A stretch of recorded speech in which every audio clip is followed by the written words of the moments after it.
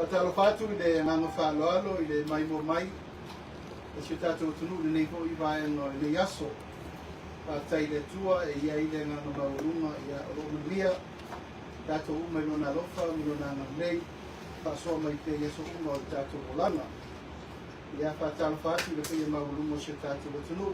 Mau mani nei whasara launga. Samo nei, ia tainane i tāpua i mau mai Samoa i tunu ko mau. O le tātou por kalame whapopo fōne nei, ia o le tafono le whala mana o skala. Patalo whatuai Samoa, i o paia mo mamalu masani, patalo le lei, pale atunu utainane mamalu whalu malo. Ia o le mātou sau whainga le nei tai au, ia o sisi le mai, i kio mai rita kule, le tau whae le nwamutua ia ale vena ale, e kio mai ale o te laki, ia o tau whae a masina lupe. Kesi masina lupe. Ua whaawawina tātou po kalamina nei aso ia ono le whaawawina lava o tātou taranoanga ma le paia ma le mamalu maurunga o le autu skala Samoa. Ia, mātou whatara whatu tātou autu skala nei aso. Whaatai le tua, ia, ua maua nei lau lau tāua tātou te whiro iai. A tātou gawa sese mai vore lava i aso ia o na kele po tūfua noa. Tā tātou whenga i e whaatai o leo tātou au whanga poto le tātou po kalami ni aso. Ia, o manatu e na wholosia lava o ri matau o mātou langona. Ia te tau na tātou karanoa iai. Tasi lava le nganga maurunga ina ia mana malama nisi o matau o rotu rei maisi o tātou o tino. Na leise fo i tau kulenga o fukuanga a le vahini whaafuwhai o le aima whaatou tue le tua sa mo tasi. Ia manisi foi o matau o lo fasolo pea le laulau tele. Mane fere o nisi o matau o lo a fiaisi tātou o tunu leitei. E le ngata i totono o tātou malo. Ia nisi foi e talisia.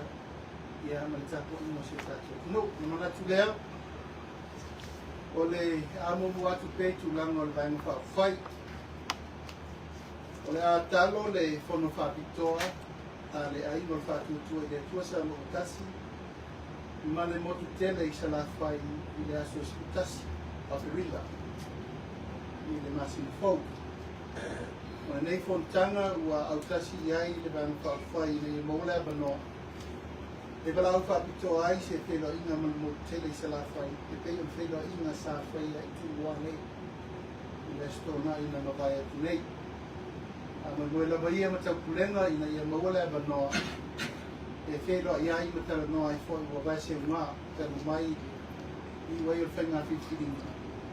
Ia ato ai fwoi ma mata upu, o tūla i mai vai ma whauwhai. Male i ngā whono wō i ai le whono tanga whapitoa whatausa. Ia o manatuai o le a whaia whelo inga whapitoa i le aso skutasi o Aprila. Le a whaia lea le a pito pisanga i sa lorolonga. Tasi lava le mafuanga la whamautu wai. Ia ono tūlanga ina ia maua fo i le abanoa. O salawhai atoa. E whenua iai, ia mawhatino i tūlanga masani. O le ainga whatu tua i le tua sa mautasi. O le abanoa fo i lea, e maua ai le abanoa e restala i nai e tātou sui uma. O e le whai lava ona le stala o lo whasolo i pia tātou restala masani i le tengi. Ma e maua i fo i le abanoa i kala botonga i nisi fo o tutino po fe lava ia e whilo e ni tele noi i tau i molva na whauwhai. Ona lua ia o le a whaia le whilo inga alo ia a tātou komiti o tāpenanga ia ma tātou o tāwhare uma i le larolangi atoa i le asusane i le fiafi le itu la lima le fiafi a mawai tātou som whakitoa. Tā mautu i nā i uma tātou na tā whare uma. Amerika, Sila, Australia, Tutuila. I ono wha marama i nātu o risi o fuwhonga wo i e tātou tā penanga. Tonu lava o loto i whale o tātou mai na whawhai. Na ia tau nuu mangandia ai fuwhonga o ropa tātia. Mo ruafe nusu wono. Ia po aho i risi o fuwhonga wha tātia. Whakose ia mai. Ia te tonu i tau pena i e tūla no tā pena i o tūla uma. E rei whaititia le nganga whaftai o le ma auma le musia i le io ama e leise le karesia o ao le karesia a spitu tu totasi i le fionga i le taitai au ao fionga i taitai au ao le karesia i le rolangi atoa la pasta wili ale wana ona le sosoani sa tu na mai bol vai no whai ia e lua se la wafe ta la mai whai nei le nanga whaftai pe leo ko matau boli ole ai ngol fatu tu ile tu sa mo tasi ona le sosoani te fatu pe nai ni sho fu forma bata ti ai le se lava le mota no forma tu tono le sa ma to sai se yai tatou se mai tu langa o nei tāupu o lo afia te le ai le tātou o te nungu te nini. Mātou manatu e te tau na tātou whasoa e le mahtianga o iai tātou whalaputongo malosi tamu tise. Tātou IPC. Manatu e tau na abatu se tua lalo e o se tautuana. Iai la tongo lo ngafa ma whafoifoina o tanga le. E mai se foi le whioma le ringi sta mai la tongo lo tū foi. Ona reo te nāma se la ina ua rela titi e mai ta watu. Ma u tula ina vai tula ngaonga onga. Tā manatu e re te tau na tātou o. A re lava ua tātou lasia. Manatu re tasi re nām tau. Onga onga e te tau na tātou tā pena iai. O iai foi le mai tau i le wa ai atu.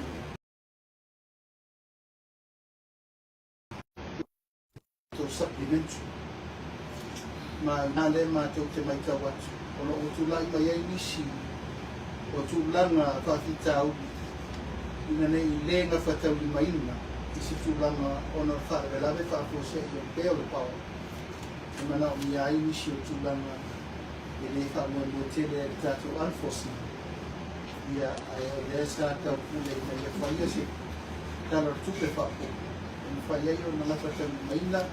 Whaarelawe whaafose tupe. Ono tūlanga iai fufuanga o lea ua ama iai e tau whaafoefoina o le tūlanga le teni nei ma fōi o whaafitauli. Ua mātou vai e fōi lungo o penga te whaelangi. Ua tala no ina le mta upu le nei o SOE. O se mta upu e tapulia o mai whaitu toa o le whaafoefoina le malo. E tato anga i tūlanga lea o tato iai tūlanga o wha, state of emergency. I mātou mai tau, e le o se tūlanga whaingofia tūlanga lea. O se tūlanga fo i wha whaingofia e na claim, se tūlanga o se state of emergency, tono se atu. Tātou mana lava se i pāna ngā, ua iai se tūlanga o ngā tele. Tūlanga tau o wha, tūlanga o wha mai, tūlanga o nisi o o mea tātou te le tapu lea e leo o iei tātou mālosi o nā o le sisi kesa. Leo o iei. Ai a mai tau ki tūlanga o leo whātulai mai iei ono le peo le pao. E iei al tūlanga mā le ale ma le tūlanga whae tete. O al mele nei o le state of emergency. E le lei leanga.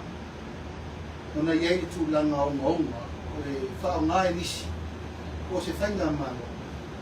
Whao ngā ai le puipuia o le whainga tonu e masani e le pārimene le awe o tupe uma e pasi ma le pārimene ma loni taro tupe.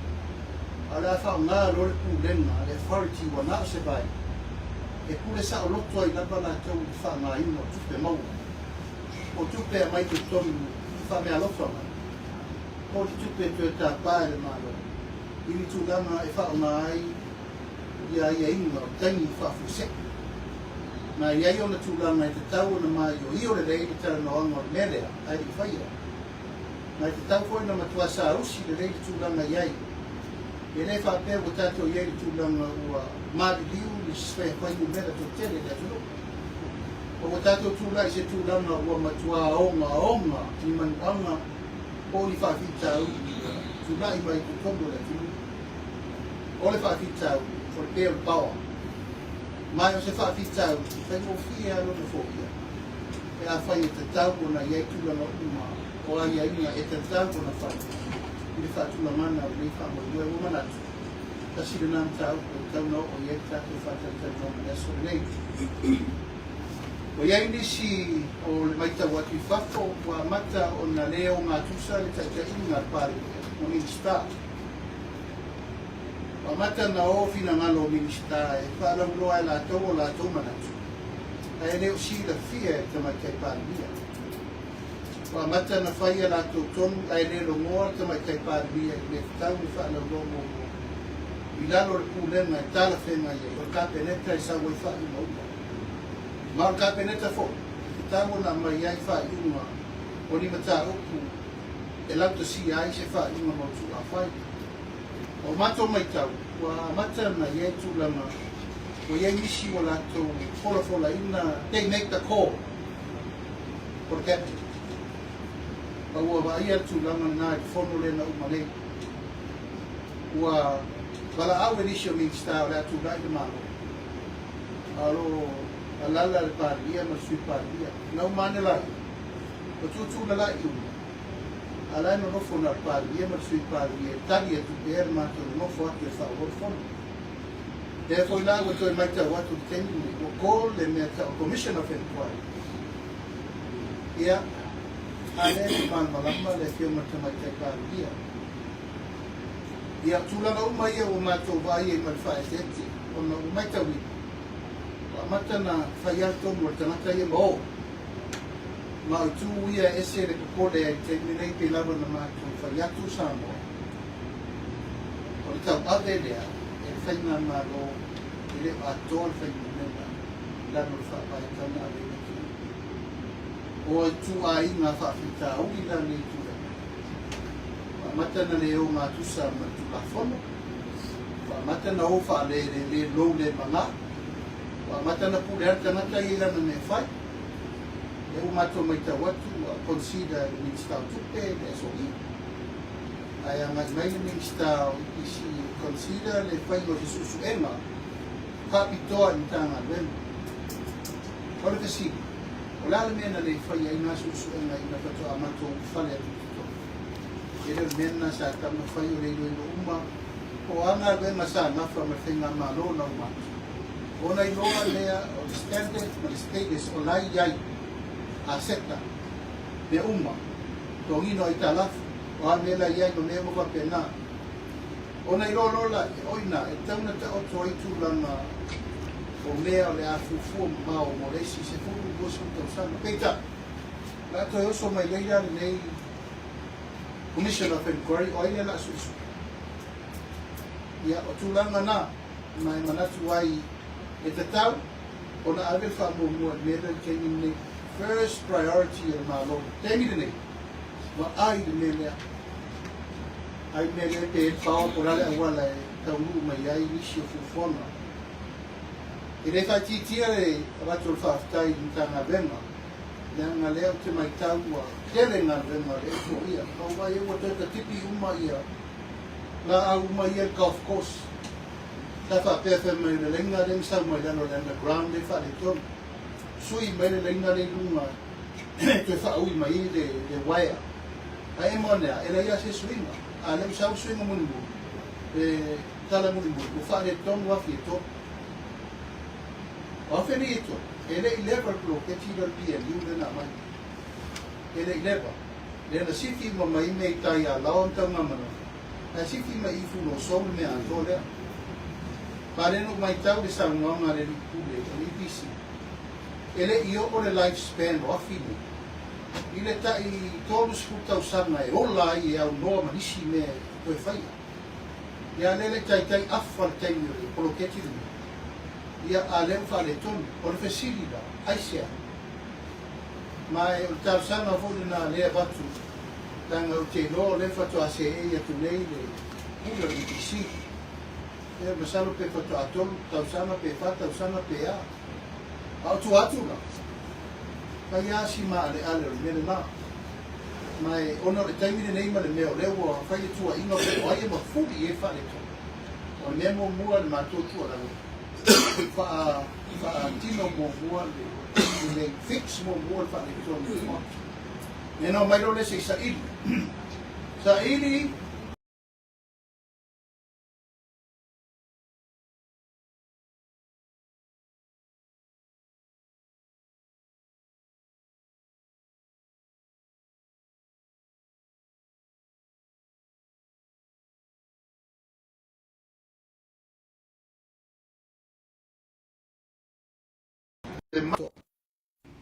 ia o te lola e le tau na whaatamala mai le luas fu tolu su tau sanga taluai. Ona sa tau na fuafua ma mao. Taimire nei, mal mea le atupu le si forecast ini a fianga o le atato wo ia i peita. Lo le wa tato wo o nei taimio whaafi tauli. Tau na whai mua le o i o whaafi tauli. No mai lola i e toi whaile tulanga po whea i u iai i tau manga i re te tau na whata mala i le malo i le mea lea. O le tise ma le vai o matanga luenga te tele i ale malo. O le tongi tupe i ele tunu. Ma e le te tau, o na iai ni tūlanga whapea, e tūla i mai pēr whapea o ni tūlanga whapea. Ia ai, e lafo atu pē, le ai o tu stala, me o i e tātou tala noanga i le so, au mato manatu, e te tau na whapurupula tūlanga ia. O nisi o tātou mta upu, ia, o le tūlanga lava lea, o le fisiringi ia, o investors mai whafo. E whau o vai atu anga i mail tei o le itua ngai, e lau le wha le tonu investors. Ia a le mesa whai nei tau sangau. O le tātou tau alanga le ma whai campaign, investor, come to invest to Samoa is a better place than everywhere else. Ia leo mai tau atu nei, ia, whaatu lai mai ma le tūlanga lea, e tau wale i nai le whaafonga mai i lato o e o lo fia o mai e teu whaafai ngā luenga tupe le tunu. Mai wau tau tala na tā upu lea, ona na tā upu o lea wangina nei lunga le poloketi a sio i tū malo. Le free economical zone le whaatulanga. O le poloketi a lo i tū malo. Wa ova ma le se fulu mon tupu tau sanga o tapena. O le nei ala e tapena. No mai tangata e ona le poloketi wha malama i tato officials, ma watu tulunga uma tapena e o mai leso. E le ai ma se me tasi wo o mai. O tapena ai pe mwhaina whai, pe whaafena le ngai ngoinga. A whape foi wo umana watu le tala, ele i o tato malama anga i nei poloketi. Wo umana whai atu le company. Olo i eile to mai e ma whai ino mai e whai wha malama. Whaatulanga leo tu la fono e mawhai on whaatino e le atina. Peta, e o mai lava le taimile nei.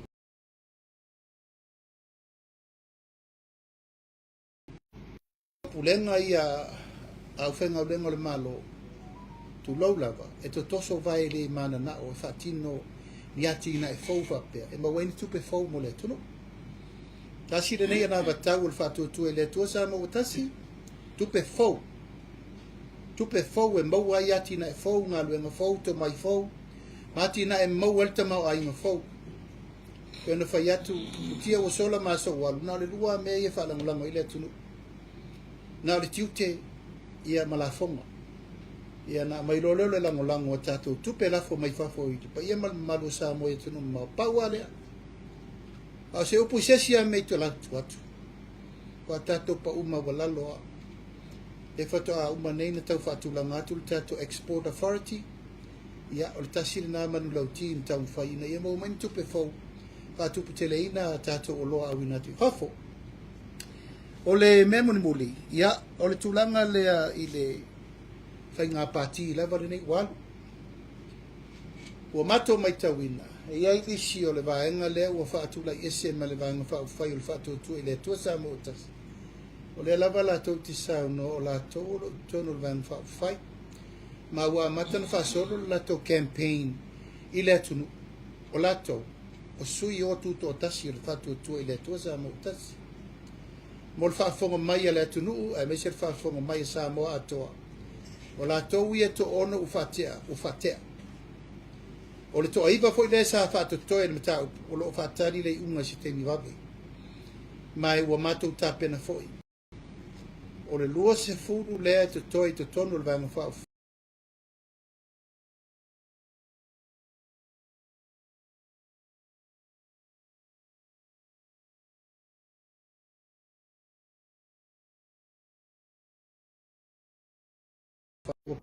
O nisi o fuafuanga o lo whatatia, o le a tala pele a banoa i le tolu se futasi.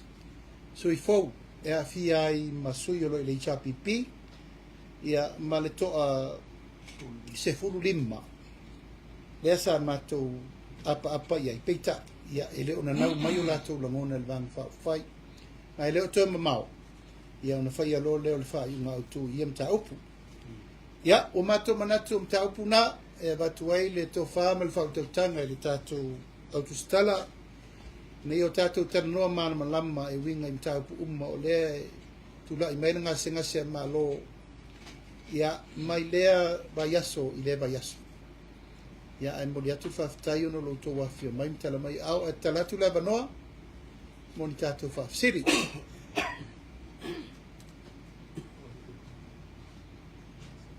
Ja, wat zei daar nooit over? Het is voor de mooiste faciliteiten. Hoe ze dat wat vinden samen met de kalisie. Zou toen daar samen met de kalisie pe sa loto voor de kalisie en nou maar je voor. Ja, sa matou tarsanga e re ngatia. O so se taimi lava tape nais sa o e kalesia na whao mai alato so soan. Whao mai taimi o le matou tua fo le nat. Ia mai o le kalesia lava ia aspitu tu totasi. Ia o le lava na longo ina mai matou e tau pule mai le lato taimi. Aba noa, ia lea lana whaatino i lo le vai aso le nei. Tu ina mai o le lato so soani mo le tapenanga o le maota. Van whai. O fuai vai nga fai. Stasilo mata sa langa fu inisio to sanga u ba.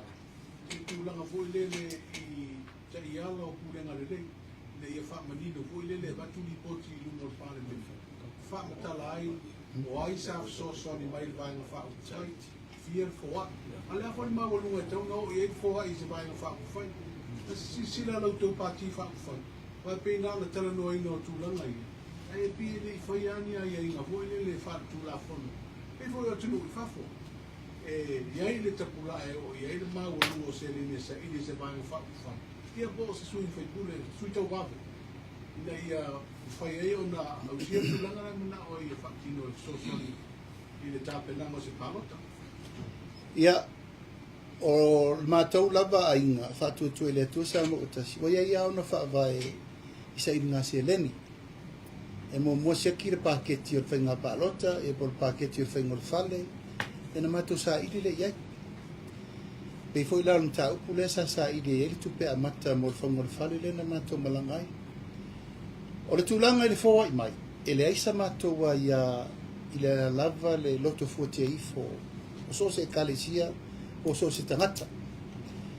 E tu tala loa lava le so soani po ai lava, o l'arte le, o la fōre la titi, e te tala leva noa. Ai, o le whatu tui le tuasa mo utasi. E le ngate na mato maua mai, ia mea lofa mai e kalesia ni. A le foi mato ke fōa i e kalesia. Te mi umalawa e whai e le fono tele i mālua. Ave ale mato taulanga. Ave mato taulanga. O whānei tau sama o whai mena na. Ave mato taulanga i le whakasa. Ave mato taulanga i le metutisi. Ave mato taulanga i le Assembly of God. E ave mato taulanga mo le asfitu tutotasi. Taimi ai whai lato fono whartausanga. E mo moli la utusi whamanuia. Ia ma ave ma se leni mato te maua. Oina, o mato manatu langa i te le sao le kalisia le te talo. Ia ma le tapo ia. E me se aifo. O tangata lotu uma. O tangata o sui lango lango o vang whai. O mato manatu ai whai tūlanga le nā. Tūlanga le nā i sao noa i e tapu laa o meo sa iringa sele.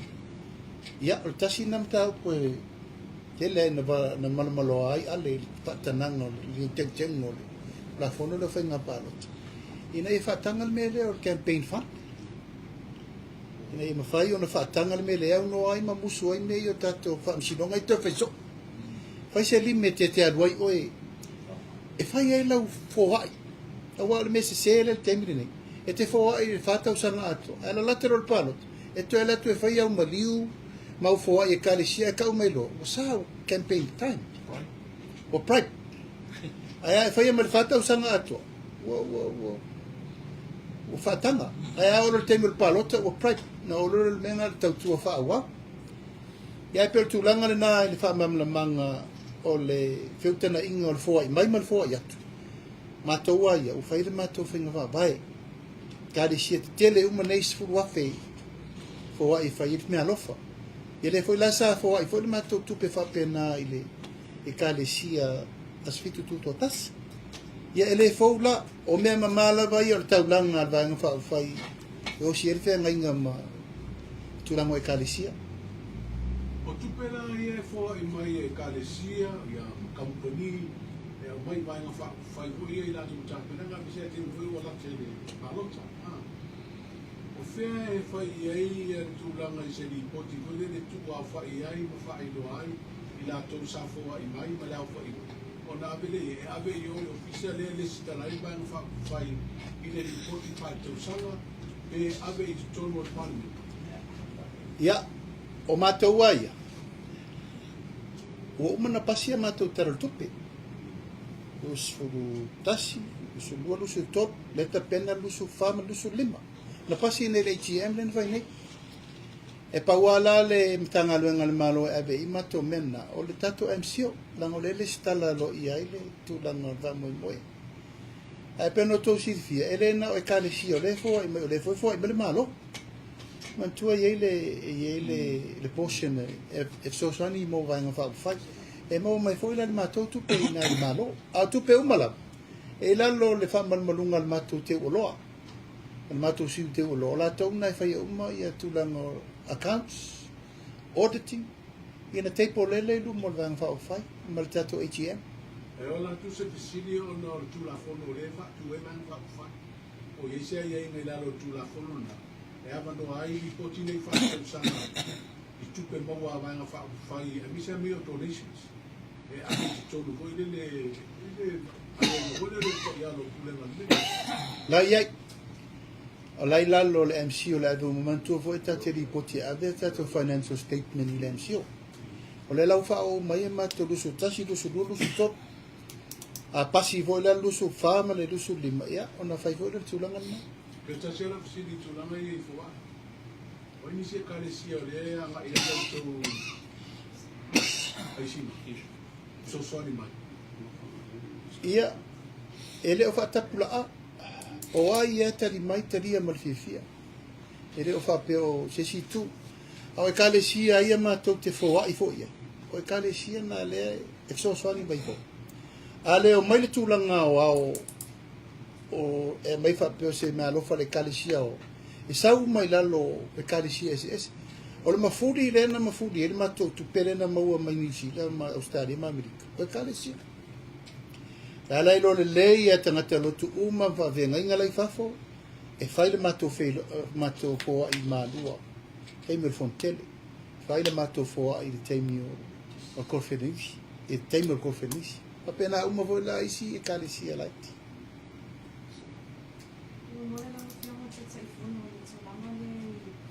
Stock exchange no companhia, ele foi economic zone. Agora essa patinha ele não no WhatsApp ao ele proposal da companhia, ele fala que não se soma da zona. Olha essa frase ele não mas se usa uma zona, até se na International Monetary Fund, no defect trade. Essa abatua e falou assim ele não uma tu lá o dessa não é a falha de sabia e foi uma falta de isso tu aí pe a mais tu la não ela o filme ele uma ia pe a falha ele o tá outro ia ele longa ia no fonte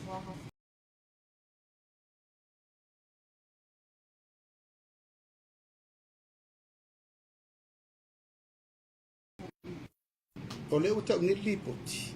Aere i o mai se lipoti i lo mato i tūmalo, o mai investors ni no mai. After all these years, o vamas futau sango whatati. Pa walo le upu leo tau mai nei, awa sau mai lunga o pertupetu tono lalangi ma me uma mai fafo. Ai lei se fesira fa inga pe inga o mai e kampani nei, isu lai se nei ma mwhaina la to whangaio.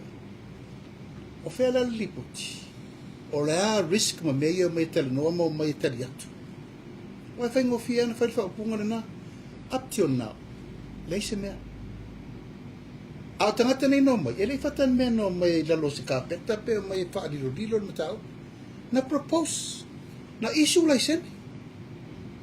Na isu lai sene ma lua whese fu. Lua whese fu wa tau ma le taimini. O whea woi. Le ai ma se tali. Is that how we treat investors that wants to come and invest here? Ale, o mena le tau te manau, mia tupe fau, tangata fau, opportunity fau. Leo sa no mai le upu tonu ana, ele ready sa mo. So when are we gonna ready? O le no mai company fa mal malama il suyo mo le treasury, mo le central bank amana o mir of sosani. They can bring all sorts of services and expertise e fai le matau. Alan me lai, ele me fai. Ele o mana na o fai. Ale nganga le na ave wa nala na malanga i uma mene.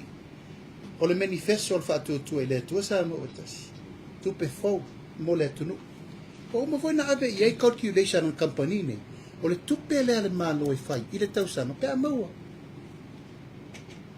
Le ai ma se me o mal temile ne. E ala no na wa uia. La ngol poloketi. O le poloketi na ala mai lo tu malo. Se fulu mo tupu tau sanga o te tongi le lisi. E fa atari il fausi e ingo mene. E fa peo mai tangata ne na tongi le tupe e se me tupu. They pay all this money all these years. Ai le ai ma se me ufaia. Le fo e pisa nei te umai mautato ele le mini ai. But the commitment was there. Ale wo mal temini se fulu mo tupu tau sanga. O a mai le proposal to tongi. E ma fai ona e fa atari se fulu mo tupu tau sanga fa to atari sa proposal e mai. A fai lo le wala le fai ni talo fai le tunu. Ele ai se me fo e fai. Tato walua el me masani de pawale. Ale mato te angoni atu. Look at the world. Ba ile le langi marta mi sanga le woye. Digital transformation. Network, connecting, banking system. Ma mea, lan me le tate, when are we ready? Alo mai le company. No, mai malalato te tununga. They will bring the services. If some more needed. E ale wo vai tulava. E ala na poloka uma mele. Ona leta, o sa sina mala auti. Le mafua nei na tutupu mene. But na avatu me black and white. Wa uma na avatu. If you wish, I will give you the study that was given in the treasury ia mal central bank. Na tau sila la ia. Tuural vasa folk. I will provide you all the necessarily information. Tau te loa li tupe maua sa mo me le pe fa petu. Ia le ala bala poloka te mi nei. Ala tatou tari la fai. When are we going to change? Ile ta mir sanga la wo ile la lo langi te mi. Ile la tatou wala ile. Ai afa tau nu me ia na tar sanga tuai. Aton me te le se la sanga fo. Malima fo. Sosoni fo, tupe fo e mai le tunu. Ia favela. Na mo mai ale upuna. We are not ready. So when are we ready?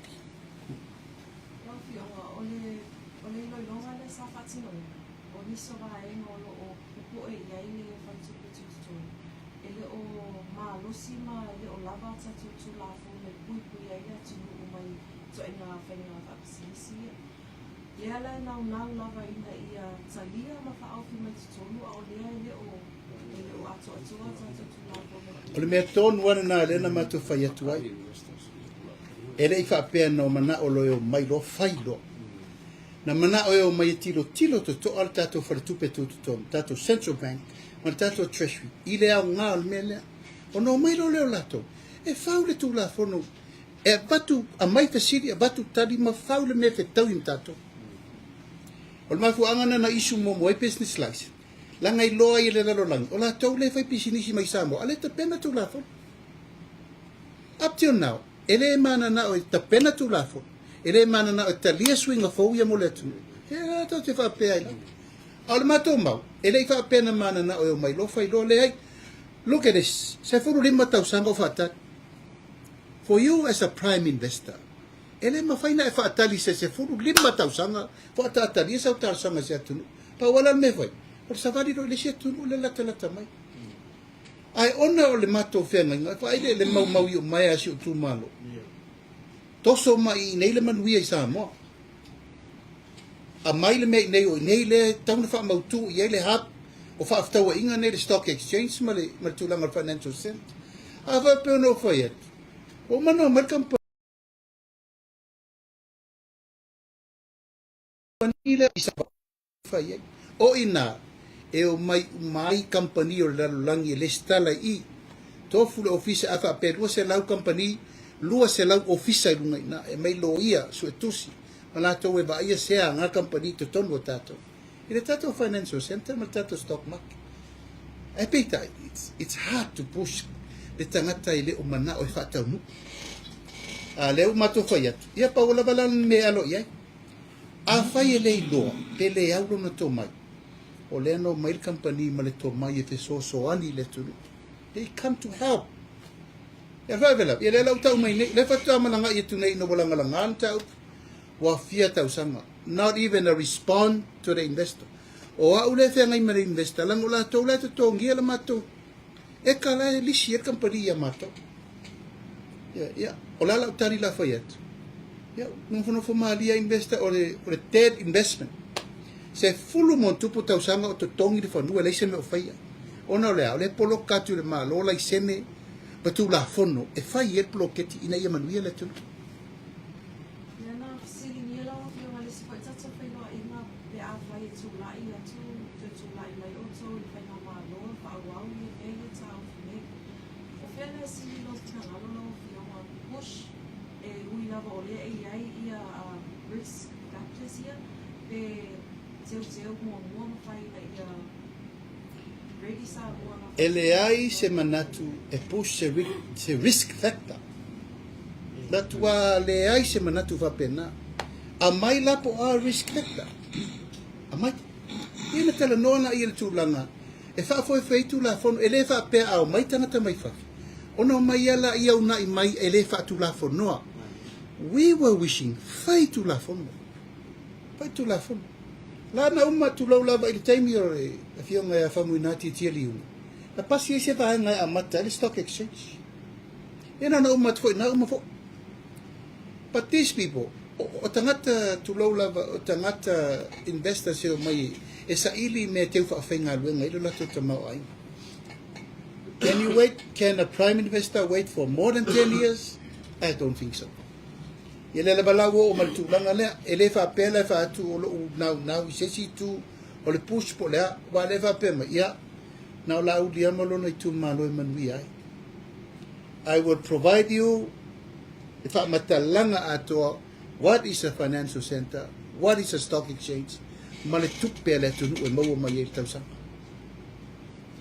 Lau fiona ole peansa waria risk factors ole subsidy ni le Ministry of Finance ole fa unga fa pe ile ia se fa va le tula fono unga wengan fai sa bon tabia ia compania investors ia luo ole tula ngai ole tula mai e ono o mai ia investors fo ie e fai so nga tula fono sai pe yo money laundering ia male tula ma fo le o fata wa inga ilo o drugs e avea ino tupi.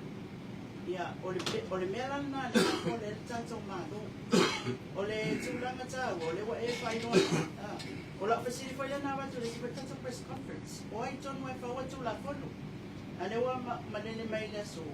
E fa pe me yo mai la to fa tula fono. Ale tulanga ta wa le olo o pe ko ona sa no ale fio mata mai tai pan. Ole ala le na ile process ambalo tulanga yo applications o company mai fa fo fia avea ma investors ma fayati na e ona le process tsalo sanga tu tato MC avatu to kabineta be fe utanga email tu malo te bela ole ola o fionga masasina lona lo ofisi o tonwala ile le stala ile e company pa man so fo ile me friend le stala ile lo tato MC se foreign company o ai tonu ala le lista la company ia le we ta o tu la male as foto sanga le se atina e lungo o la taulis o la la so fa mai a fa ya la le talia le malo le tu la male le o pe le dis alto asasina o la la me la fa ye tu la Sei fatu mo mola tali mo mola upulana sa no ia e mai fa fo mai fa tu la fono e so soani e fa usi ingo tu la fono o fa sa onga na ala batu la no ia leot langa o mana ye tu la fono da la batu la ngolota ton wan tau nu ia mta upu ina o fa tele no ale a wala process le te sa no mai ai ona wai ai e tato tu la fono mo man tu fo tato tu la fono mo tato Citizenship Act o mun vata tieta tu la fono tangata sa mana family ona invest sa mo o mana citizen ma mea dan mena tupu le ai ma se no tupu ai sa e lai se investa fa ba le tu lo lava e sa we invest se me le o lona mau tu la fono ton mo eta te pis ala ba tu la ba no ala ngole o tale sa fe ngai male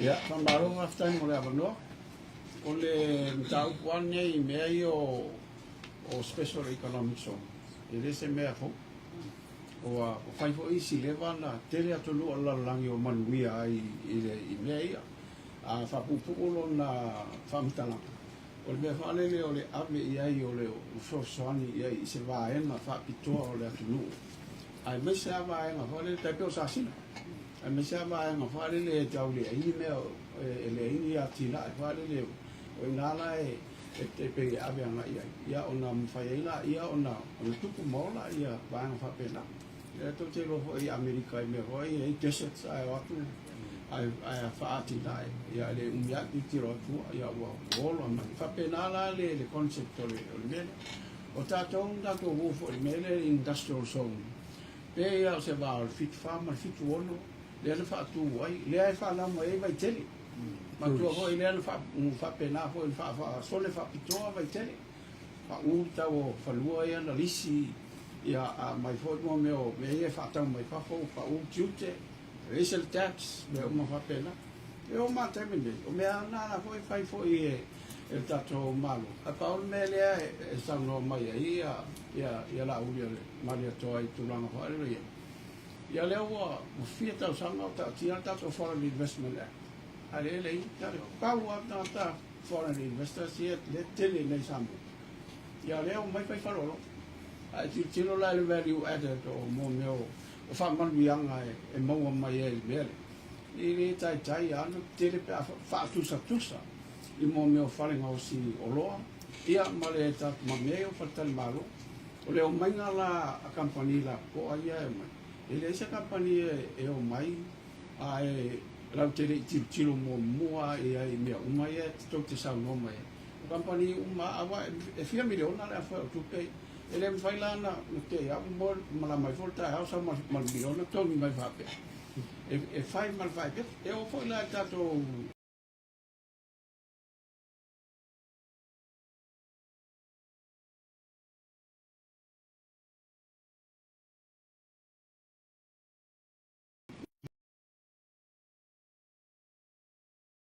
leo o tato tiro o me ia fa la mai ai ia company na ia tupu maula tato atu tau nanta tiro ia na ia fai tu la fon awai o le fau nga tu la fon o tato e fai tu la fon fu ia fa tino tu la fon e fu nga i de e o a sia nga i tono tato atu ia on fa pena le na ai o lo tato no mala ia le fa mai le samo ia o vai no ia ka sia na fam tala ele lo la pe va fena na a fua ia il to mai le ia tono tato tu o mi pa la va matto a fa pela e fai mai ia wa ia ta lo fa pala o le insult le mela i tato tangata e fai mai le ready samo ele sa o le tu na fam tala ma fa pe tu sa la o fa pe mai va le pela o to i poto mato i pito e fua ia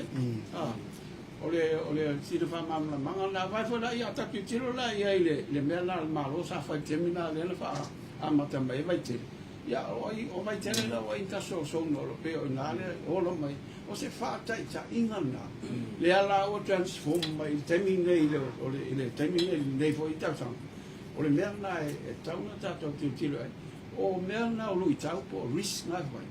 Mea uma, ele mawhaina e eliminating se risk. Ai mawhaina e mai le tinga le risk. Pe whawhea na e whakatongtonunga.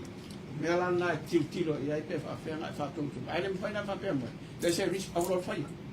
Ele o le lui na e whea ngai ma tangata e whea ngai ma mea tau mea tau atia e po mana o atia e le tamao. O le lui o le mawhawhau o a nisi a wala. E mwhaina whai ina ia taunu o ai pēr wha moe moe le. Ia e toi ngā mea wale le lau mai investors ma 4 pilion.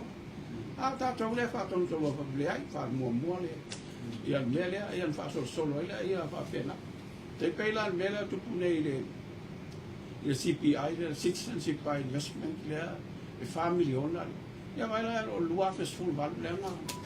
Lea nga fo ina whatua le, tula fo. E o mantamine le tasi se investor au saunu. Ia mai se wha. Mua fo a saua e lau watu, manmelea. Ia wha solo e ala ia. Ia whatala ia se o le aso le, se i foro le komiti le whapena. Ia e o mai fo o whati. Ia le o mai lo. A o lea e, a o le amanua lea ta toi tilo e. Awa alawa, tusa alawa ta tala mai whamalam. A lea lai, ele o tau te tālare lei whamalam, tau te leo whamaana le, whamaina le amanua lea, ina i mwhai e inta tu anga iu. Pein samua lau. La le tax sama le, ma le hafo e mar custom duty, me lea tau whama moi e. A lea tau au tilo, o anisi amanua lei mwhai e na, o le whaalau tele le, ia tato, ia amanua e mo, mai tato tupe mo. Tai le afta. Ora ni mai.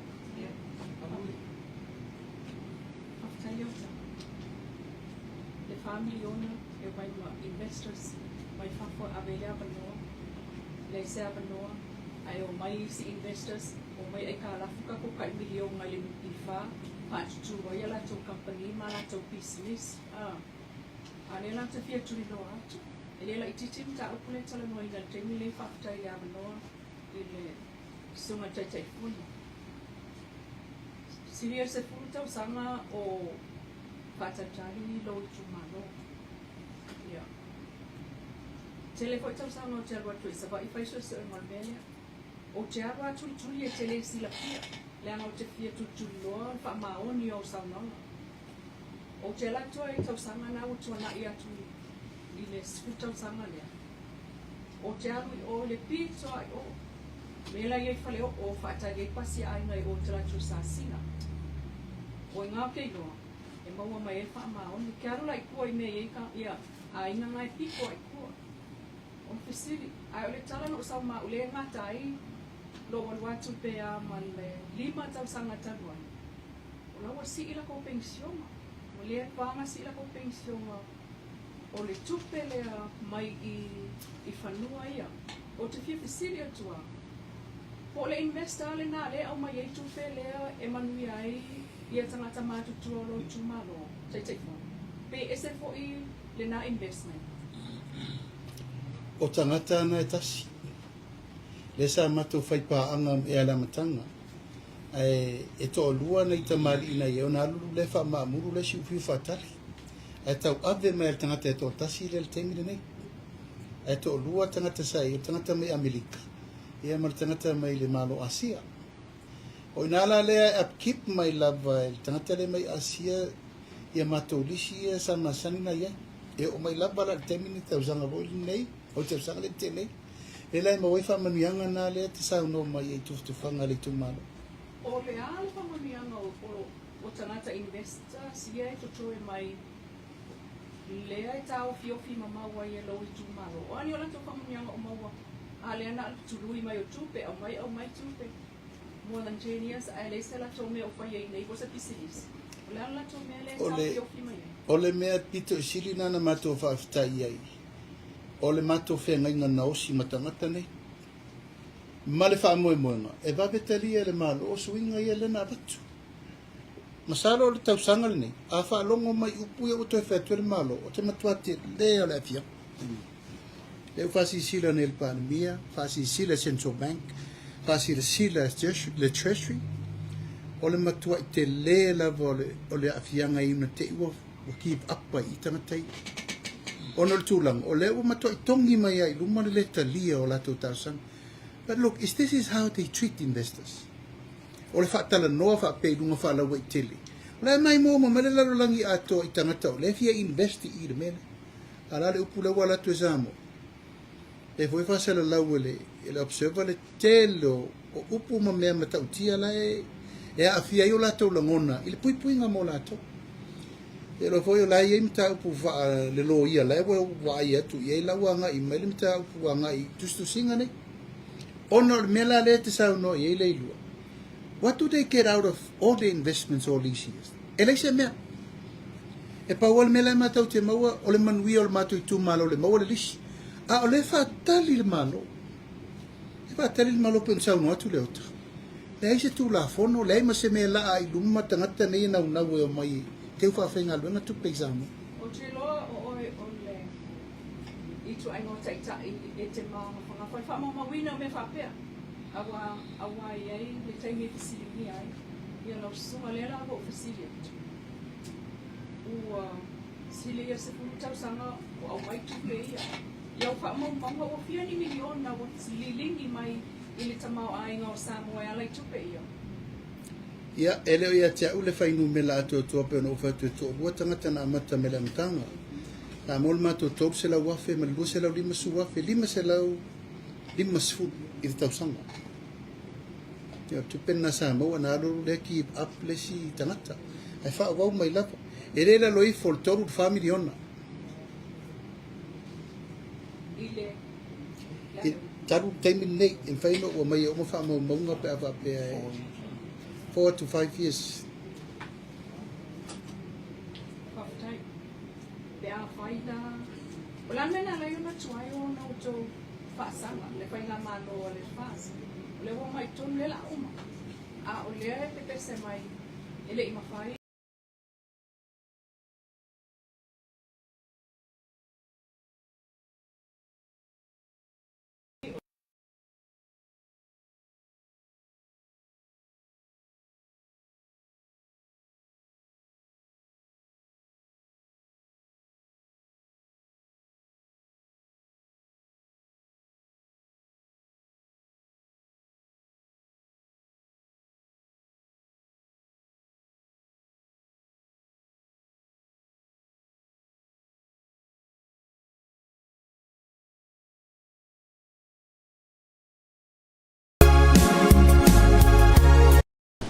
La fono lo whainga palot. Ina e leu E whaatau mai whafo pa o tiute. e tō lua nei tamari ina e ona alulu le wha maamuru le si upiu whatali. E tau ave mai al tangata e tō tasi le teimile nei. E tō lua tangata sai, o tangata mai Amerika. E mal tangata mai le malo Asia. O inala lea e upkeep mai lava e tangata le mai Asia ia matou lisi e sa masani na ia. E o mai lava la te mini tau zanga boili nei, o tau zanga le te nei. E lai ma wai whamanuianga nā le te sau no mai e tufanga le tumalo. O le a le whamanuianga o tangata investors, ia e totoe mai lea e tau fiofi ma maua i e lo I tumalo. O ani o lanto whamanuianga o maua a lea na alpi tului mai o tupe, au mai tupe. More than 10 years, a le se la tō mea o whaia I nei po sa pisinisi. O le ala tō mea le tau fiofi mai ai. O le mea pito I sili nana mato whaafitai ai. O le mato whenga inga na osi matangata nei. Ma le wha moe moenga. E wapetali e le malo o suinga I e le na apatu. Masalo o le tau sanga le nei. A wha longo mai upu e o toi whetua le malo. O te matuate le o le afia. Le u whasi sila ne le panemia. Whasi sila Central Bank. Whasi sila le Treasury. O le matua I te le lava o le afianga I una te ua wa keep up I tangatai. Ono le tūlanga. O le ua matua I tongi mai ai luma le talia o lato tausanga. But look, this is how they treat investors. O le whaatala noa whaapei lunga whaalawa I tele. O le mai mō ma mele larolangi ato I tangata o le fia investi I le mele. Ala le upula wa lato e zamo. Le voi whasala lau ele observer le telo o upu ma mea matautia la e a fia I o lato langona. I le pui nga mo lato. e lo foi o lai e mta pu va le lo ia le we wa ia tu ye la wa nga i mai mta wa nga i tu wala o no ina la afa o le ka i se ta sa no fa ta ia investors wala wala ni fa ku ma pare ni to ni lo la ia ele o se fi te sa mo si ku ai nga i se ta pe ni ia wa e a hole e o mai ia invest ai o mai lo a fa pe le fa le to wa ia ta to o no me ia le ese framework ia ma fa ia mai ele o final fai o no le te le bureaucracy ai le to o fa ti no o so sani ia no le ta la fa ta to o yo a ti lo le ia to la i ti lo la ni ba no le o le Caribbean ma ta mai no lai o le ma pa te na pa ti la tu fai e to i ko kala me fa pe ai le ta ta fai a le sa ia pe se so sani atu na le ta to sao ora o fionga lena i talo nei le MCO o ile stala i company le stala company uma le stala uma le MCO ma tuala ese le company la ese le segona que le stala mo ia nga fa ko an fa la ia nga apply no business license ese la le tanga nga le ia fa ia le business license ese MCO ia nga le stala ma la fa ina issuing of business license on the Fayoima so ile issue la asasina o la ile stala ila lo asasina la to stock exchange le fia ilo ya fa sa mai o sasi o le line o ma le ese company vale le a min la pa wan le asasina la fa ila fa no ai ya fo yo o company la ia mai fi fa la to ia fa fa ngai ngamba asasina la que decía ahí ya sa mo la mo buena o si la me fa guai ya mai me la na yo mai ma compañía la te fa de fa vino watina ya la mi fo fa la fiona te telefono ole mai tau le vis walua tau lisi yes full tau sanga ole na sis le isi mo na tulanga na sa opsinia le land ia ole sa tina e fatino ai o leo wa tele tau sanga o tau lisina o le ase te leo e kai e fua mo le tulanga le Mato amata mai le lisi ko leo no se la peka por parte de mano una amata mo ai la pa lisi ya mai no se la mo su beka de ko tas inaro le temi nei na mo fatu la ime o la fata tia mo si lisi la ki tas e tu fata si ele fa ya tulangan nale e o matini nei nale mo mato o la ofisili le ato miatu a fa pela e umani ai le tsala el malo ai o mai lo investors ia claim lo ia fanua ia wa o le o tele tu pe wa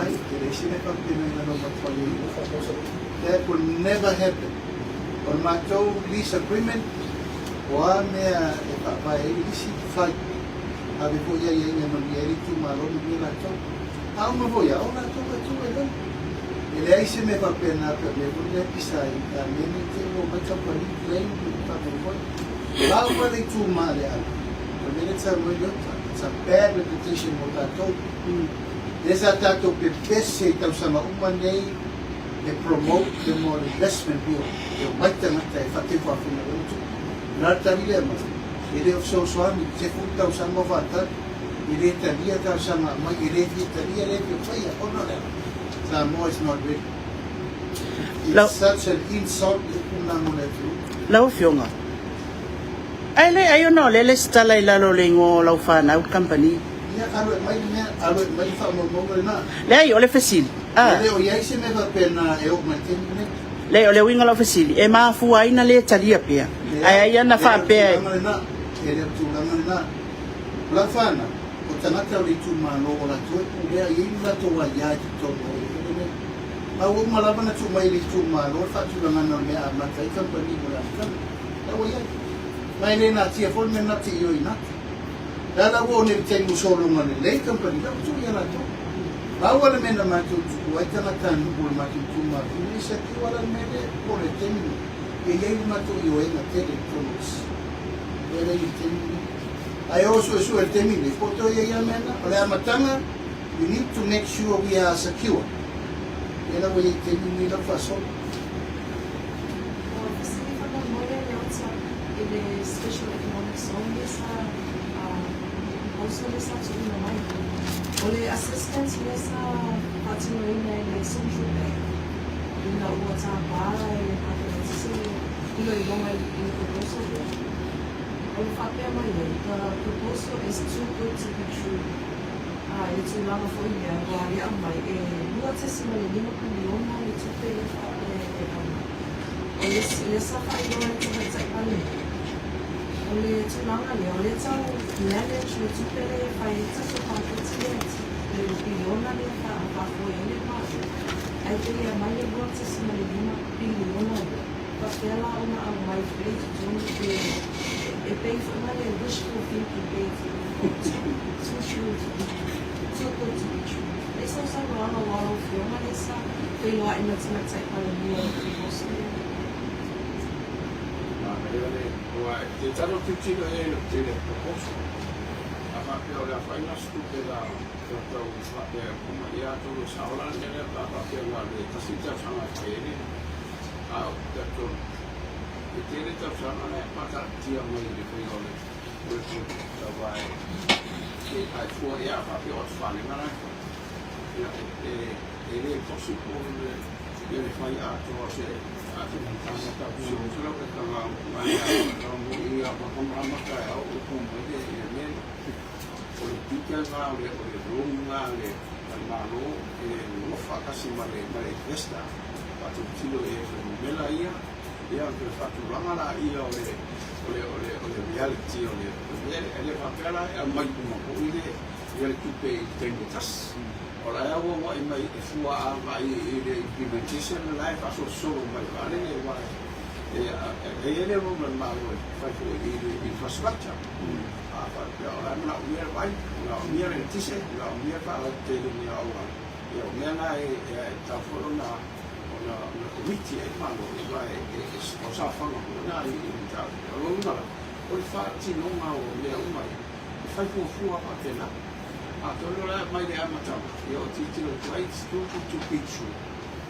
ili le matau sa fai lalo e true ala ele va pe ele o e tau no ala ole winga nga ale mo mai no mele tu sa la fai mai a to tu e ma fa ye la e la se miti ele mo fai una fai a uia a tiro ile a fo ile fa nga so longa mai ngo o le atina o lai ele leia o lai te lea ala le e ale avanoa ma matua foi la o le tau incorporate maltato ula fono le o CPI citizenship by investment ya o no wingala ele va pe mai lo tu pe avelo el passport ala se longa tau nu mo ia le fai o le fufuanga le ia no sta fa pe le ia o el o passport la le e fa pe nale so se project la fa pena lo fa tonunga ina ia fa mautiloa o lai ma fai ona na manager tu ia risk ia ta ua ia marisila na me le foi sa ta ua foi enis fa pe approve lo la io o investor sa ili mai tanga ta mai langolango wala tu ai lo la io tu pe ia na le la io se prot ia e tele ala no o me fa pena tu ai para sa se a fa pe o lawa o man fe tanga i le ia le malo ma company ia fa tino ngomia o le tute la na malo e fai la ia tam fai fa ton fa le ina ia manuia le project e pe ona fa mo ia a tu ba e mela fai na malo o le si le proposal le o le fa ititia le o le mai family ona ile lima sela wa fe mele CPI to te pushing ale mea na pe fatu mauina le family ona le te mine e o lo mal malama le wa ia o la o lango ina le miliona tu sala o la o tau na faule tu la fono fa pa mai le family ona ile miliona maum ia awala a milion lalo no nyala wa affordable tele investors wa ele se investor to tasi e sa to ilang milionga moler on passport no bai ai sa we fa sa watila ele milionga sa watila ol melan la ya la on pul to kela ia investors fa pe ia sa ol ta to ta limas full million ia ona mantuala fa ngal tu la fo le fo e fa ta pula ala fa o passport e mau e fua ile tupe lai ia lo winga fa pe fa ta inga e limas full million lai fa alu mau la limas full passport la ia wa to fu le ia tangata male va fa pena ole fa nga sol solonga na ole o fa le lo atina fa pe ia Consider the supplementary budget. The supplementary budget. Oi. Ole ale ese mele to mafu angale u fai loni. Ese si mafu ngawana fa pe mele fiona mitsta. Ola la va pa ke tsim tsanga pe la to paso. Ese si mafu anga tula mo pele ese mai le pe yo tsa wan fiona te te. Le to te manati wai e pe wa so what's on why tulang only I use it as a supplementary budget. Yeah. O le toi nga me vale le wai ta tele tau le nga o mai mere. A fa pe le tau te loa o la fa le tolu wa fi moli me fa pela. Tau la ai lo le ya ai lu matu le me le la tu. A fa pe o le me vale le o le mana o mia ese so soani al malo e top up ai me na e fa tau e na fu la me fa o le la ilo o le la nga mai afi wa tau no o le van tau la ilo pa fa pe o la e fu le la le me o le nga na le fa yo supplementary da ia fu nga ia le procurement po le finga o afi se me vale le se massive nga luenga e fa ina ia mafai ai ona fatino le ngalwanga le awala e sa olae wa solo leia ai le atula mai la ia fafitauri ole ngala na wala ile ia tu fale leo ai pe falling on mai ai o te ofo pe fa ole fato ai lo masina le te le mele o te ofo o masini nei ma equipment nei e vai ma mau le il fengo maintenance plan le tau ona i loa le yo la fa mal tala tala fa longo ho ai la fa mai le tele o fixed deposit al EPC na ai i tola al pa u wa la lo pa u la lo le ya le fa le lus full pasene le na fa pa u ai el malo le la was struck all ai a te ofola o le vave na to pa u la lo ia tu pe ia pe fu atu ia o la na la to lo ai o lo in ele fa ti no la se maintenance wa le la le fa to ai lo le o le se tu pe o le va ta una fu e mamao ia le il fa ti no me era la o lo wa la me wa struggle la ile EPC ai le struggle le SWA vai o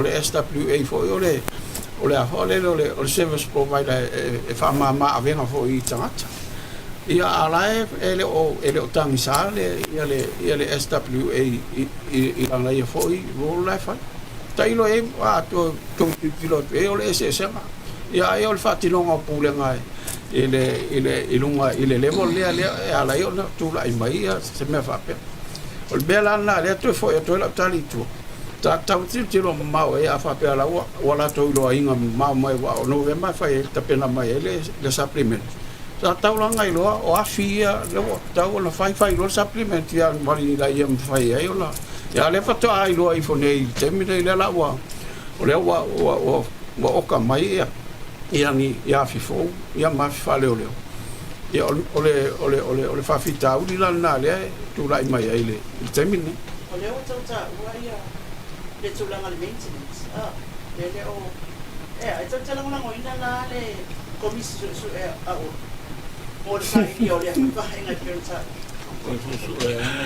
Ala le yo wa pe sa lo foi ya la tong tai tai ya le la tang wa o tu sa le la so le man vale le ma kam ta ya ma pe fuwa ya ile ya tu la ngale ya e pe o tu langa vore ba tu sa no ngale ota era priority na temine o priority o la mori o ko pe ole melena le avel fautuanga ile minsta male mtanga lwenga our priority ia ola modi tula ia se fai se su ngal metonu le sa no ile ota whose fault wale u falo ngotu tu ia fa pe lusu pasene len fa ma tanga tele pa uele fa ta usanga talwai afa fele men sa we temi lusu tosu ta usanga talwai sa forecast e au tatu ti tiro temne o tu temne u to tele ia le power utility tangata ma mea sa fo full menena le ai ave peno foi tu sa ia le fa file na mai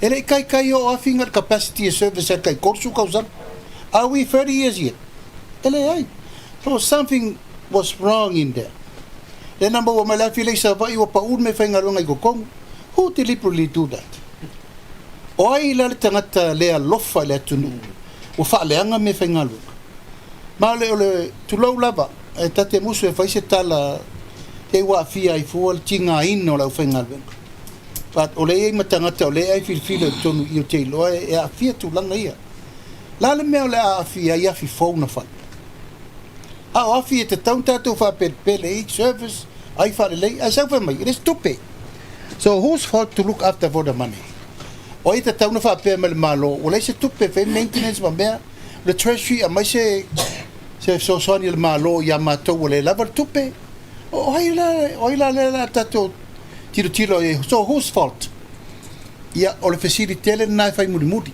al termine tauna mai ni me mori alfa aftai wala te lo o le pule le nei o le fato al watu to fa sola o tu atula ya o te lo ma tu atele al metanti tilo ia I lumana I tu langa le te tau ia la mele na suenga ya ele suenga fofo o fia fai suenga tele ya pe al meana malo ele pole anga wangau ale anga leanga tu langa na le fa pole la tu pina ngalo a fai e se company no se ti se sa we to do mari pisi si metal fen e tu tala loa lava pela me le taterno investa in taterno ai nei part of the group lenta o mai o me fa pe tangata fai no mai me te tele fa pe service ai me fa pe e te tauna ma fa le temine a fai o tato lenga fatia o taula na tu per melo tu fa solar system mea fai solas service provider mai solar e sa palai mele ki se mole tu o lona wing afa pe ole mafai na fa wa tato ta fa lan te tala le bano wa le wa umana ave I solar supply ai power supply e pa privatize tato EPC ia privatize ya matua fo tele o te mai o la rangi na matua pe o lo ale ai I te pe o tonga na lo wa ya o na e ale social responsibility al ma o tam fai e pui fa le na ya o de tamata au ande tamata o me ta o na maua ai o le tamata mo tamata ya so basically ya e subsidize la vale ia le service le tau ana na subsidize o wala la subsidize ya le se ele fati longa fa le ia ile e maua ile ia le mele mala o mia o le mua pa Silia tu lo sunga la uli lo finangalo le san folosia. Wa se lo to sila le tu langa le wa ia ile tonga le kapeneta. Before le wal minsta e fa ya lo na ia finangalo. Ya o no sila fia te pila le mele sang no ai olo. O mafo e fa se komisio su. Ile mafu anga ole se ile mafu anga fa le tonu le tise. Ya ale sa e foi tonu kapeneta ole te fifsi le tula te voile sa il fasela o kale fa pe o tongtongi ngai fa il tatu atina tu fatasi ma America Samoa a wale na alu ta upuna ina o manino mai na o maua mai tutuila le fato ai lo e tatu ina il fasela o kale fa il atina ma ai le se sila fia o le palemia na se fua o le natulaga Ele ai se fase la weka. O lo pusa o le na. Na ana le si la fia el palmi o na le se fase la weka na tala noi. Ele vo se malili yenga ave se fase la weka ya tutula mamanu. Le se mea. O tulanga la vol for sanga le sa ave ma director o le mafil temina. O le alo tau so mai ni tupe so sani molato. Ya el watu mtato. O fatala no nga lava na fai, na fatala no ila lo le ato sa o le tina tu fatas. Ai le se me na fai. O le se zenga na le na mal me le te sa no mai. Langa u matua mai o le vai le tu. Ale, oi no fai le kole tu la ile ka beneta mal pan be. Ya, mana ya tele le tu langa wo le tato paso nei foi amalo la vai tunga tu stala. Ai I se va inga I tono palmene il fontanga lena tona etine. O se matua tulanga matua matangala. Kwa makangala. O le mesili na masia sima kongi ko lusulanga we are the fast. A le kau ave la wanga le malo. E ko si sila ye. Fai olo le kor kula uma lango fol palmia bar sui palmia. What? Sing to do. Makwale mafaufaua.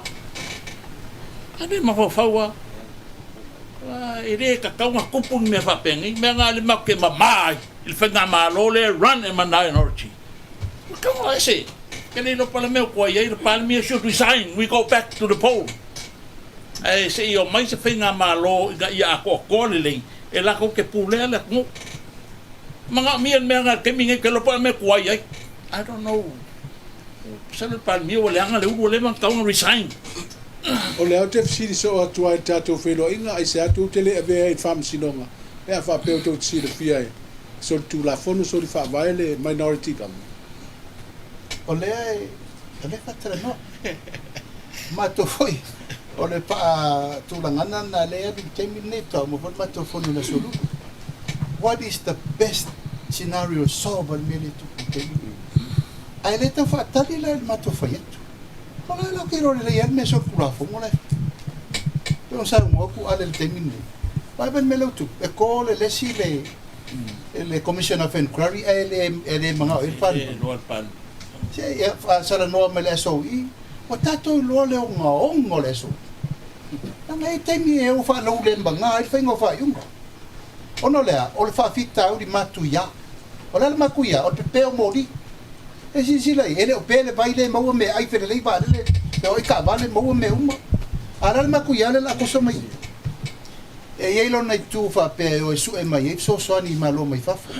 Ele va le tiro me tato tonas. What is the state of emergency mo Samoa now? Or pay power? Whose fault? Our fault. O la le fault on more state of emergency. O le me tu pun no fa na tu lo a fa mamatangi. O me ta tu te le to pule al mele. It's our fault. So we need to fix it ourselves. le sa tu fina ngalo le mta pule sai a o leo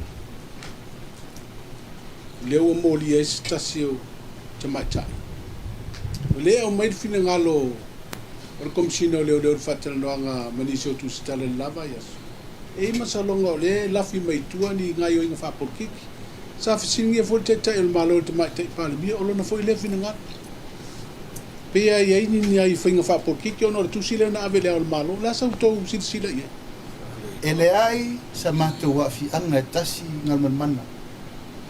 O le tusi na fai al tintiti ele la na tusi. O ai na ave iai. Ave le al malo. Ave le AG, ave leo, ave le palemia. O ai se tangata e nofo fai se tusi. Ele ai la sa matu wa fi anga langa na foi la eu mai fa pese politiko. Le ai. Tu o petu li lo le matau. Tu pele ai sa mato wa ya nta pa wa le mea ono o tangata o lalo o tangata lango vai fa fai they are well supporters of fast al meta upon tu we have nothing to do with it la vo la tu ai me va pena tu langa fa por kiki ya e fa pena tu inga le nei tu wa ya me mo fa le tono fa por kiki manu le wa ile a manu le telenga masina lupe e isi mato filo inga foi ma la to lau te fono ma te tai le mau te le atu e sa ta uai pe o lau to fa le sa tu atu e te ua whenua i marasui pālemia tūlanga le au mai ngol toa iwa lai o ai se me tau whina ngalo wa le wa mawal tātou a wanoa e leia le fola atu i lumambea ia whafonga fo le atunu ia na manino lea Whaptai tūlanga ia pe ona mo el mapso ta inga male sui pālemia ono au le sa associate minister le mato le customer revenue pela le ma wa va so ta in le lava sa fa au te mi le o fa pele nas nas ya malo sa mo wala ma so ta in le winga la fa talanga la ya sa mo mo tala le al sui pan mi sa po meta e sa ma mai to i a uma la mai to i sa ma mai to fi ba o mai fa ia le o fa ta ni o le si men fa ni e fia mo se la so ta i mo mo ta ta ai o te sau tau tau noa e ia te asa whanau e maua e o mai e vai se la tau la so muli ana na mali e le te te o le a o mai o no ble to mana o mia la vai te te to mo se filo tu lang foi le o le lo pe lu matua e ho le o mau tu mai ase se fai le la so muli ana fai lo la tala na tu o mai a o le sau ya o no mo foi lo te te o le o mai ya no fai no le el temu ya pafta o uma le van o le ko la sta ta to ta ti to e fe ta ye ta o e pe ole o le asau matau i vo i tūlanga sa ria li mai i wa mo meo ngai o ingai tonu mo meo vanga fai mo por kike va penana fewa tule ia tu ole si vaenga ia ta milo mai ole si vaenga ai wa pe ia lau to fa le tofi fo le tu balo le fanga fale se la le sa do fe ngai male sui palmia ia fa penale tu la ngai pe na ia la mai alma felo inga fole le ma wa felo inga masan lungom tanga lu sa fa pe no mo el ma so tai o vela sa so tai mo mai ile sui palmia le tu la ngai pe mo sa no te o tu oli il to ai valian ai mile le wa to alto suli ya sa u tu mawa u ele tu langa pe ona ai na fili ya o lo tu ma o te sa u il fa to le o sa mo tas to telele ya ele o se ci vola va nga fa pe oni mata u putau il mato tai tai u ma fuai o sa u te o le alo o va sa wa lo to o le ando to le o le ofisiri muri la ni ta ukura e pen tu dia tu e sunga ya la uli e te do fe ngai ma sui pali mi wa le tela tela te ia ma ave e fina ngalo o la uli e lo fa e tango e to so mai to i vala i fa ma boku ma e ya o fo ya fa pelo tu i la o mi to te de fa ya se na tu la o ya la vala e so ta i mai ma fa pena lang la fo le bona fio mai sali lo ha po fe me vai ngai tu ai te mile nei ole tu langa sa ola va tanga va ia mo fa ma na mangol tau pule e tau te le mano ia me le pela ola sa nonga o me fa por ki stava le valeni o ele te tau ta tu to o fa penal por ki sa mo we need to be honest with our political career mal me tu lo lava langol mena na tu poi fa vela pele na tu nei tangata vale ina ile silas ono mela le me fa a fa lo o a wona to fa ta si mai a wona to fa el mena no na misa tonu o mai fa fa ta lo fa that should be stopped now langol na ton wala le tu poi mele o fa ngutu lua male ese upu tele tai o tele tali el mena tanga vai o fa me fa por kiki milongia I we do not accept that ila matanga folo mato ye a fai o mato va vai se mai ono fa lai titi ina o mita upune we should stay on that o ma vana sa fa tu le ai se me wo uma fai un a to on o to uma wo ele te tele nota to o uma irta to ai la se tanga fa pe tu yo ai apa mai o la to si zila tanga fa pena what kind of person he is e tu la isi me va pena e tu te lang le pandemia ai tu sa tu te no mai ola tu ma va tu to i ve e fa un mal pandemia o va nga na le ma tu te pui ai I te mine e fa ko po tuai le Bad e fa ko po tuai vai example, ngale a kilo tanga pai tulanga ia o mato nei tofi foi e mo tele masani e mo politiki ona eu mato tofi foi le e kalesia mo teo sa wa o me fa maoni mal me ame tonu mo teo au tulanga oni si ta valenga pe ona e sa no e politiki ta vale de la mo tele ta vale fa au teo sa wa le me ta una ye Asa o toi no ko fai mo toi wala to te bo mawina. Esa o fina ta. Ia. Lava mai don sai he muta. Ele pe lava na matou tão foi atu. O le matou te fetu na ile awala. Se fa manino mo moto ono le. Wa ba te minil ton. Ola yo mata la yo la to fast. They claim fast. They write their letters on fast letterhead. They sign they are still fast. Yo, fast coming. O to si sila irme. Al mele matou te popo e. Se o mana whaiwhai uma. O mana pasialo i le ATM. O uma. O ai la se si whai unga runga atu. Al tu la whana lo. E peno whaitu. E to e ti mai lau TV le si vai aso le la sauli. Ia ua whai unga to i pana. E la mai pela on sai. Koe kasi ala ka pesili. Le ingoa matua e le tok whai pule o le tumaro. Ala pala te whaano ale. Tulanga wa o ole leo ale o te whalong pe iso se press conference ha e so tula fono va inga la le fa foi an malo wa umana fola fie me ia le tulanga foi le ile ka le na le parliament le la nga ia wa fa lau foi ia tula fono foi ia le to te manna o ina ia fa swinga pa sia if I feel le tulanga foi le o le executive is an unlawful executive to you guys, to you. Ona o le to te fa pe mai lava. E so le tula fono le executive. A la to la ta pena mai tula fono ia. Fa makala fa kula fongo inga ngi kula fongo pe nga fa suinga ia. Ona e prepare le an unlawful executive. Kamal mon. Mana ia te relo sidi. Kakoanga i luma i le tulanga pe ona lela kakoala. Well, me mo kingoala. We're gonna go to the poll. If not very soon, the general election. O ngala, o me uma ia le vale kongu ke mini. Ya me wa me mo kingoa. We predict we're gonna dominate the vote any time from now on for the general election, not more than 30. Le fio ku kai man. So uma swinga le uma ma kulanga mole mangui ole we mere we fsidi mengi. It's gonna happen. Mai ele ka uma ke inga ngam. Ya ngai ke wa ke fa kwa we o kumalo. Ya ke mafanga o ke fa kai ro kumalo le lo fangia. Wa ko ke le ku kanga ka e lo fangia lo kanga ka e fika ya ke ako wa ai fo fainga wa o lungo le media ma o ka ko pa lo ka le kina fangia ya o uma e de ko sa yo fe oye pa le mo nga ko ma ya yo kunanga ngai pa po So tali tu ale chiri da ta o chiri da ri mai ava. Wa le ta to te clean o le malo so tu la fono le fa vai. O le nanga na le tan fa tu ne. Step down. Ale le ro el chocolate fongo mo me lai fai. Ale la ka ko wo ya fa pe te mini.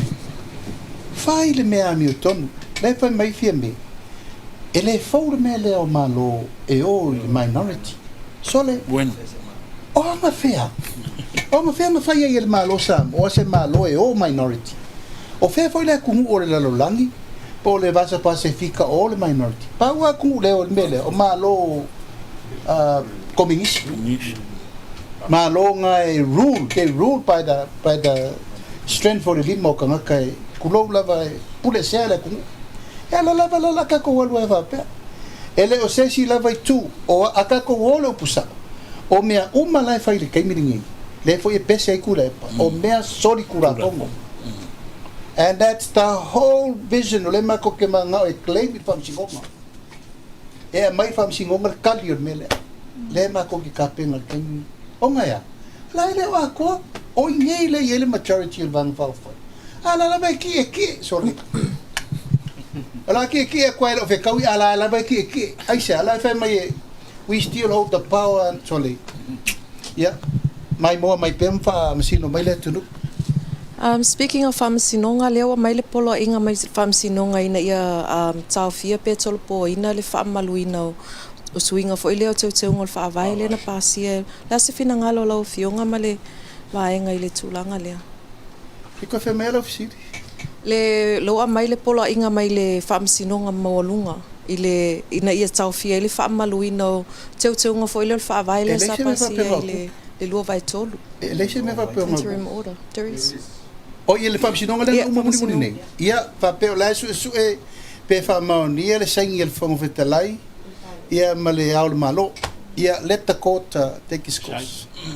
Decide te ala tau. Ia leo le whako mala makulanga lenga whaile le ruling talu i nei. Ka fia si whelsu suenga. O le ale mea mai na. Ia ntua si jira whala ia. Al kula whango la vai. E once saingi lore whango whekarai le tūwhau. That's it. Saingi leo le malo. That's it. Lo una la ngone le tula fono lunga lai lunga le whaavai ma le malo ma le standing orders. Ai o le mea tātou te leo o iri tātou pune o le anga le whaasoro le kaurumanga le whamsinonga le nei taimi. Tasi ala ofisili whamolmole. E ini son malo le atunu u whaalia fina ngalo e le tūlanga le eile peso o le el tise. Ua sauno ai nisi whaapea si le taatia lo miliona le i whasafua ina i pele i tuwha ina i tu. Ai au mai le tupe nā le whaanganga mo le miliona. Ina ia fofo ai le whaafita uli le le tise. So te langolango ina le... O te le i whaalongo se tangata to tasi. Sauno al mele. I have never heard any people le tunu o sauno e tu urfa manianga mo lato. E tau fōl tau poli pisi. O ina le na avatu e nile mato fautuanga le na avatu. O su e se le mi e fai me lea. Le na mato atu ngalu atu. La mena le upkeep al taimi o le service le family o ta sa tau fai supplementary mo le me lea. E leise supplementary. An me len fa langolango e unforeseen. Len tato fa tali lava mel fa soa me lata usanga tau me nita usanga. Ai pei o le miliona. Ia nai tau tisi fia. E tele upu matal alal mele wa ye. Ya si tato vai ripo la le manui o le tunu la wa ye le miliona. O tatia pela le tūlanga o le fina ngalo wa o tele i whalongo i sia si ufa pe mai. E tu le miliona e mai momo ia la kao fia la miliona sa voi anga uporu le pe pao. Ya, sa matapa. E mea na whaitaru ai nei. O lasa mau na mamoni mai le atu no urto vanga wha upwhai i le whaafitau i le leo tula i miltimile nei. Ya, i le ale. Lasa mau na mamoni mai le atu no i le to vanga wha upwhai le whono le whatua uma nei. Whaatatau le whaafitau i le leo tula i mai. O le mau whaavae na mai i le atunu mo mātou. E whaile awa lai file mua i le atunu. Ma whaile awa lai fo ia umma ia whaafitau li a le so o malteminu. O le manu manunga, mo mātou. Leanga o le mātou whainga mā lo le tula. O le damage control le tau whai. Langa po whea ma whea ngai. O la tau le tau vela mālo. A le tau pe o mātou nei. What can we do o la e sau whawhai lungo le mālo si anga na tuu iai o. Ai wha sori tu la whanu. O le maula le na mai uma e wha mole fo la mea ta upu matau si file. E le lava laia nga i atu e tau fo po le altu e ngā au wala fo i e ta upu tu langa pitu i siri ta le vengai. Tui noa tu ngā lenga o tō maude ake e sori tu la whanu e whainga malo pale dia mana kapeneta leanga le tō sulima manoi. E sa whai uma kapeneta le whala milo e ame tupe whatau mai afi whainga rua masena. E fo e whawhitau ni le malo si te wakatisi. Alo tō whina ngalo la sori tu la whanu koi whanu. I le termina il whawhitau li au tanga vaia. E leise me mwhainto e whai. A whai la runga luenga la vea, i whai. E le mwhainta whia, tua pe a whape whai ura mere lei ile tunu. A lai lalo le ia inga, e le mwhaina sui al mato manatu. Reality o le lava e whai unga i le le ato toa. Ai a whai o se ngā luenga, ma se whai unga, e se whele tunu, whai me taun whai mua mua. A le whaataunu unga i le mi tonu. Oka. Te le lopo, o le altu ngā uala e wha malama lamai, o le sori tu la whonu malo. Ai pe no mato fai atu. Fai le meta no fai fo ia mele. O le si wha i ua lea ua wha lau ilo mai ana mai tanga ue ma whatuanga. Ta awhi le tu mau toi whatau i le tua manu palangi, bea i tua alo, ia whapea ai ma mamu. Se tau toi whaputu ia tele ni manu palangi, alo whio te ni stani tanga alo. Tau sanga le la ta awhi e, i so tu la fono fono la fono. O te lei fai stu la fono vape. Leo fuafuanga le. Lei o se lei fai se fuafuanga vape. O te lei fai se fuafuanga vape. Pa wala fuafuanga na fai o le mai le lua tolu afe povi fo. Pa una la fuafuanga no ta pena e mai. Pa o loe le taitai lava mei tu tonu le tunu. Ai msalo ni fuafuanga fo na le tanga luenga ile. Fuafuanga fo lo fa temine min stafo. Ya, mori le nganga fa tele. Ya, pa ia malu malu ngole. Tato tu stala. A malo atu le sango mai. A malo atu foi fa siri mai e ta ua lava tato soa le pule. Manino mamala mai.